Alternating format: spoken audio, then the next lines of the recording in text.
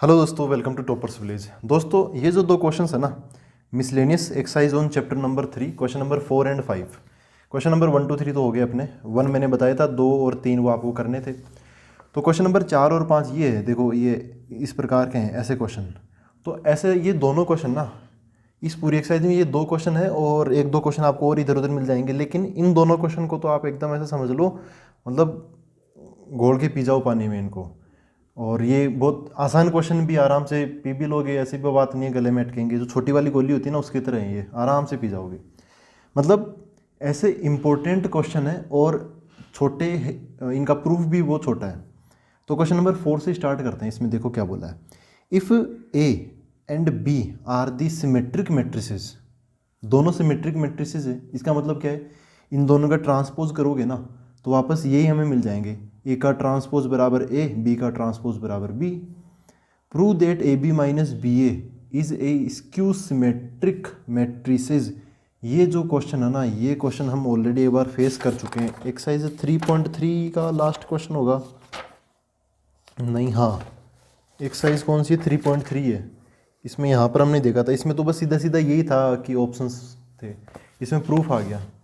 तो ऐसे प्रूफ बड़े आसान होते हैं। मतलब इस क्वेश्चन में नहीं है कि ऐसा नहीं कि आप यही सीखोगे, इसमें और सारी इस टाइप के सारे क्वेश्चन सीख जाओगे। इसमें देखो क्या बोला है, ए और बी दोनों है सिमेट्रिक मैट्रिसेस, ठीक है। सिमेट्रिक मैट्रिसेस है तो इसका ट्रांसपोज ए टी बराबर ए आ जाएगा, और जो बी टी है वो बी आ जाएगा। मैं ट्रांसपोज के लिए टी लगाता हूँ, बुक्स में आपको डैश लगा हुआ मिलेगा। तो बात है कि ये ट्रांसपोज लगाओ या डैश लगाओ, मेरी आदत है टी लगाने की, इसलिए टी लगाता हूँ। तो ये दे रखा है, इसलिए मैंने ऐसा लिख लिया, ए टी बराबर ए और बी टी बराबर बी। प्रूव क्या करना है हमें, हमें ये प्रूव करना है, टू प्रूव कि जो ए बी माइनस बी है ना, मतलब इन दोनों का इस टाइप से कॉम्बिनेशन, ये जो मैट्रिक्स है, ये जो मैट्रिक्स है ये है स्क्यू सिमेट्रिक, ये है स्क्यू सिमेट्रिक। ये हमें प्रूव करना है कि this matrix is an skew symmetric matrix. कैसे, इसका मतलब क्या है, इसका मतलब ये है, स्क्यू सिमेट्रिक में क्या होता है, इसका जब हम ट्रांसपोज लेते हैं ना तो इसके माइनस के बराबर आंसर आता है। मतलब ये हमें प्रूव करना है कि ए बी माइनस बी ए का जब हम ट्रांसपोज लेंगे तो इसी के आगे माइनस ये लगा देंगे, ए बी माइनस बी ए। ये हमें प्रूव करना है। थोड़ा सा कंजस्टेड हो गया, लेकिन समझ रहे हो, माइनस ब्रैकेट में ए बी माइनस बी ए, ये हमें प्रूव करना है। तो चलो स्टार्ट करते हैं, यहीं से चालू कर लेते हैं। हाँ भाई, इसको सिमेट्रिक प्रूव करना है, तो इसके आगे जब भी ऐसा क्वेश्चन आए कि ये सिमेट्रिक है या इसको सिमेट्रिक ऐसे बताना हो, तो आप कुछ भी मत करो, बस ये काम करो, उसके ऊपर लगा दो ट्रांसपोज, और फिर देखो जादू, ये क्या बन गया, ए बी माइनस बी ए, इसके ऊपर लगा दिया ट्रांसपोज। अब इसको हम ओपन करने की कोशिश करते हैं। तो ये जो ट्रांसपोज है, ये इस पर, ये जो माइनस है ना, माइनस माइनस के इधर वाली मैट्रिक्स पर, इधर वाली मैट्रिक्स पर डिस्ट्रीब्यूट हो जाएगा, फैल जाएगा। तो ये टी है वो ए बी पर आ जाएगा, तो ऐसा बन जाएगा ए बी के ऊपर टी, ए बी का ट्रांसपोज, फिर माइनस बी ए का होल ट्रांसपोज। ये टी इनके ऊपर भेजने में जल्दीबाजी नहीं होनी चाहिए, स्टेप बाय स्टेप होना चाहिए, बस यही ध्यान रखना, नहीं तो इसकी जो गोली है ना वो गले में अटक जाएगी। ये ए बी का ट्रांसपोज, अब यहाँ पे लगेगी प्रॉपर्टी। अब मैं एक चीज़ बताऊँ आपको, जैसे दो मैट्रिक्स है एक्स वाई, इनके ऊपर जब ट्रांसपोज लगाते हैं ना तो इनका ना ऑर्डर रिवर्स हो जाता है, इसको बोलते हैं मैं रिवर्सल लो। तो वाई का ट्रांसपोज मल्टीप्लाई बाय एक्स का ट्रांसपोज ऐसे बन जाएगा, ठीक है ना। एक्स वाई है, यहाँ पे वाई एक्स आ जाएगा, ट्रांसपोज ट्रांसपोज ऐसे। तो वही यहाँ पर इनका ऑर्डर भी ना रिवर्स हो जाएगा। तो ए बी का ट्रांसपोज है तो वो क्या बन जाएगा, B transpose into A transpose, minus B A का होल ट्रांसपोज है तो वो क्या बन जाएगा, बी ए, तो ए पहले आ जाएगा, A transpose into B transpose, ठीक है। अब यहाँ पर आगे क्या करें, आगे देखो ये काम करो, A T equal to A दे रखा है और B T equal to B दे रखा है, मतलब दे नहीं रखा, बोल रखा है सिमेट्रिक मैट्रिसेस हैं, तो हम यही मतलब निकालते हैं। सिमेट्रिक मैट्रिक्स वही होती है जिसका ट्रांसपोज ले तो वापस वही मिल जाए हमें। तो यहाँ पे जहाँ पे बी टी है, यहाँ और यहाँ, वहाँ पर तो मैं बी रख दूंगा, और जहाँ जहाँ ए टी है वहाँ पर मैं ए रख दूंगा, ठीक है। बिजली कट गई। बी टी की जगह बी आ जाएगा, ए टी की जगह ए आ जाएगा, माइनस ए टी की जगह ए आ जाएगा और बी टी की जगह बी आ जाएगा। अब क्या करें, देखो हमें वापस ऐसी शक्ल बनानी है A B minus B A, लेकिन यहाँ पर क्या है B A minus A B, तो माइनस कॉमन ले लेंगे तो वैसी शक्ल बन जाएगी ऐसी। तो मैं क्या कर लेता हूँ, माइनस कॉमन ले लेता हूँ, क्या बचा, ये आगे आ जाएगा ए बी, ये इधर चला जाएगा माइनस बी ए। ठीक है, तो देखो ध्यान से, A B minus B A का ट्रांसपोज बराबर minus A B minus B A. तो माइनस बाहर आ गया, माइनस बाहर आ गया, इसको मैं लिख देता हूँ ए बी माइनस बी ए का ट्रांसपोज।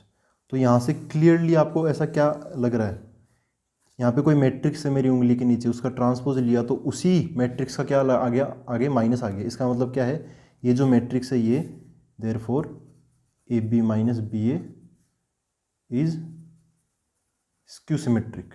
ठीक है, आगे तो आप खुद मतलब कुछ भी लिख सकते हो आगे से आगे, ये इंपॉर्टेंट नहीं है, इंपॉर्टेंट ये है कि आप इसका प्रूफ कैसे करते हो। तो ये क्वेश्चन नंबर 4 का प्रूफ हो गया बड़ा ही आसानी से। अब हम आते हैं क्वेश्चन नंबर 5 पर। तो क्वेश्चन नंबर 5 क्या बोल रहे, देखो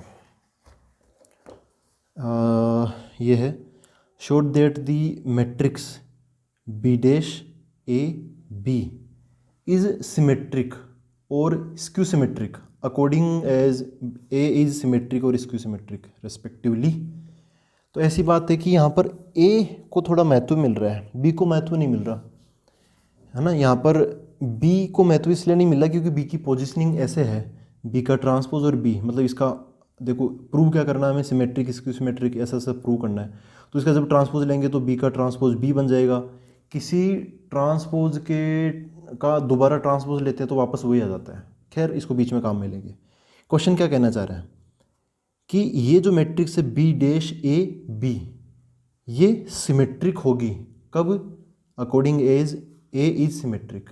अगर इनके बीच वाला मैट्रिक्स ए अगर ये सिमेट्रिक है ना, तो ये पूरी matrix B dash A B ये सिमेट्रिक होगी। अगर ए स्क्यू सिमेट्रिक है, विषम सममित है, तो ये पूरी matrix B dash A B ये स्क्यू सिमेट्रिक होगी। तो मतलब ए पर डिपेंड कर रहा है, ए के अकॉर्डिंगली ये प्रूव होगा। ए अगर सिमेट्रिक तो ये पूरी मैट्रिक्स सिमेट्रिक, ए अगर स्क्यू सिमेट्रिक तो ये पूरी मैट्रिक्स स्क्यू सिमेट्रिक। क्वेश्चन समझ लिया। अब हम इसको एग्जीक्यूट करते हैं, कैसे प्रूव कैसे करेंगे। अच्छा ए और ये है अपना, तो चलो हम इस यहीं से चालू कर लेते हैं। अपनी जो काम की मैट्रिक्स वो क्या है, ये है बी डैश ए बी, है ना। हमारा सारा कुछ इसके बारे में एक्सपेरिमेंट करना है, तो इसके बारे में कमेंट करना है कि ये सिमेट्रिक है या स्क्यू सिमेट्रिक है। तो कुछ भी मत करो, बस इसका ट्रांसपोज ले लो। ठीक है, इसका ट्रांसपोज ले लो। तो यहाँ पे डैश है तो इस बार मैं सब कुछ ट्रांसपोज टी लिखने के बजाय डैश ही लगाऊंगा। तो देखो बी डैश ए बी, इसका मैंने क्या ले लिया, ट्रांसपोज ले लिया, तो डैश लगा दिया। अब ये डैश है ना डिस्ट्रीब्यूट होगा, है ना, इन पर डिस्ट्रीब्यूट, और ये अंदर की तरफ कैसे मल्टीप्लाई में है। तो मल्टीप्लाई का मैंने आपको नियम बताया कि एक्स और वाई दो मैट्रिक्स अगर मल्टीप्लाई में है तो जो टी आएगा ना ट्रांसपोज, तो वो इनका ऑर्डर चेंज कर देगा, रिवर्स कर देगा, एक्स वाई का वाई एक्स कर देगा, है ना। तो वही यहाँ पर है। यहाँ पर सबसे पहले फिर ट्रांसपोज किसका होगा, इस लास्ट वाले का, इसका डैश लगा के सबसे पहले लिखो, ये बी, ये मैंने लिख दिया। अब इसके ऊपर डैश, तो ये डैश लगा दिया। अब उल्टा आया ए पर आ गए, तो ए का डैश लगा के लिखो ए डैश। ठीक है, अब कौन आया, बी डैश, बी पर ऑलरेडी डैश है और एक डैश वो आएगा, तो ऐसा बन जाएगा बी डैश का डैश। ठीक है, जल्दीबाजी नहीं होनी चाहिए। देखो अब ये बता देता हूँ मैं कि एक्स के ट्रांसपोज का ट्रांसपोज क्या होता है, वापस एक्स आ जाता है। ये टी लगा रहा हूँ, डैश भी लगा सकता हूँ, बात एक ही है। तो यहाँ पर क्या होगा, बी के ट्रांसपोज का ट्रांसपोज वापस बी बन जाएगा। तो ये क्या बन गया, ये बी डैश ए बी, है ना। बी सॉरी ये ए डैश तो है यहाँ पर, ऐसे हो गया, ये बी डैश का डैश बी बन गया वापस। ठीक है, अब अपना यहाँ पर डिसीजन लेना है, यहाँ पर डिसीजन लेना, इसको मैं लिख देता हूँ एक बार एज इट इज़, इसको नहीं छोड़ेंगे, बी डैश ए बी इसका ट्रांसपोज, इसको बोल देता हूँ मैं इक्वेशन नंबर 1। जो कुछ भी डिसीजन लेना है इसको देखते हुए लेना है।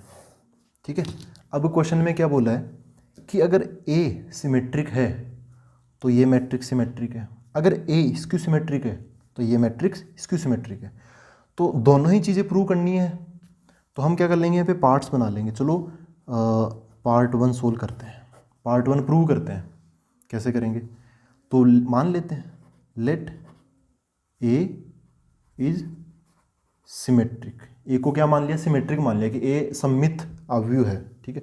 अच्छा, ए सिमेट्रिक मैट्रिक्स है तो इसकी वजह से ए अगर सिमेट्रिक है तो ए का जो ट्रांसपोज है वो ए के बराबर होगा, है ना। या फिर टी की जगह आप डैश भी लगा सकते हो, ए डैश इक्वल टू ए हो जाएगा। चलो, ये जो इन्फॉर्मेशन हमने मानी ना, ये इस इक्वेशन 1 में अप्लाई करो। तो यहाँ पे लिख देता हूँ बाय इक्वेशन 1 क्या होगा? ए डैश इक्वल टू ए, ये रख दो। यहाँ पर ए डैश है ना, इसकी जगह ए रख दो। ये केस 1 पार्ट 1 वाला माना जो, वो इसके अंदर रखो। तो क्या बन जाएगा? बी डैश ए LHS बी का होल ट्रांसपोज बराबर यहाँ पे बी डैश ए डैश की जगह क्या आ जाएगा? ए डैश की जगह ए आ जाएगा, क्योंकि मानना ना, इस बार माना है कि ए सिमेट्रिक है, चलो मान लेते हैं। तो ए डैश की जगह ए आ गया, बी की जगह तो बी आ ही जाएगा। तो देखो ध्यान से, अब ध्यान से देखना, ये मैट्रिक्स है ना, सेम टू सेम यही मैट्रिक्स आ गई। बी डैश ए बी का होल ट्रांसपोज बराबर B dash A B, same to same आ गई, कोई प्लस माइनस का लफड़ा भी नहीं है। तो जब किसी मैट्रिक्स का हम ऐसे ट्रांसपोज लेते हैं तो अगर वही मैट्रिक्स वापस आ जाती है तो ऐसी मैट्रिक्स को हम क्या बोलते हैं? Symmetric matrix. ठीक है। तो बात क्या है? बात ये है, ए को हमने सिमेट्रिक माना तो बी डैश ए बी, ये मैट्रिक्स भी क्या आ गई? सिमेट्रिक आ गई। ठीक है, इतना आसान है। चलो अब अगला पार्ट करते हैं, यहीं कर लेते हैं पार्ट 2।